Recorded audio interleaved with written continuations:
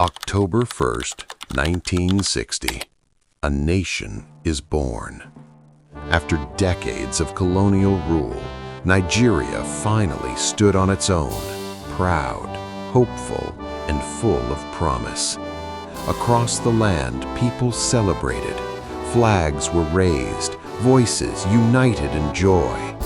For the first time, Nigeria belonged to Nigerians. But beneath the celebration, something deeper remained unresolved.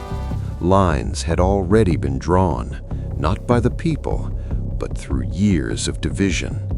Different tribes, different cultures, different visions for the future, all forced into one nation, still learning how to become one. And slowly, quietly, the cracks began to show.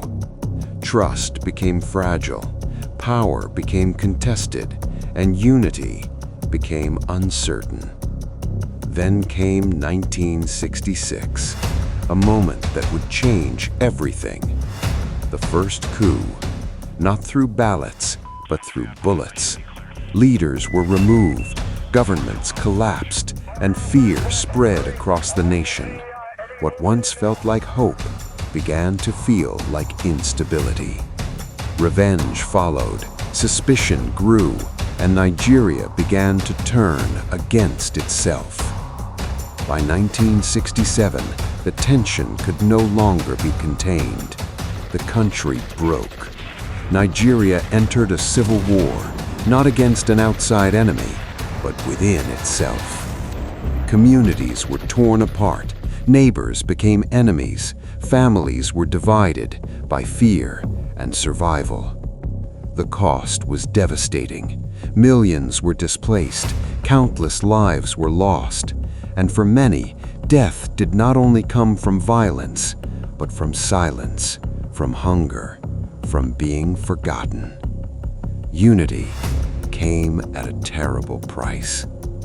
In 1970, the war finally came to an end. The guns fell silent. But silence does not mean peace. Because while the fighting stopped, the wounds remained. Trust had been broken, communities had changed, and something deep within the nation had shifted forever. In the years that followed, Nigeria began to rebuild. Power changed hands, new leaders emerged, and from the ground came oil. Wealth began to flow, cities expanded, infrastructure grew, but not for everyone. Because while some gained power, others were left behind. Inequality widened, corruption took root, and the promise of unity became harder to recognize.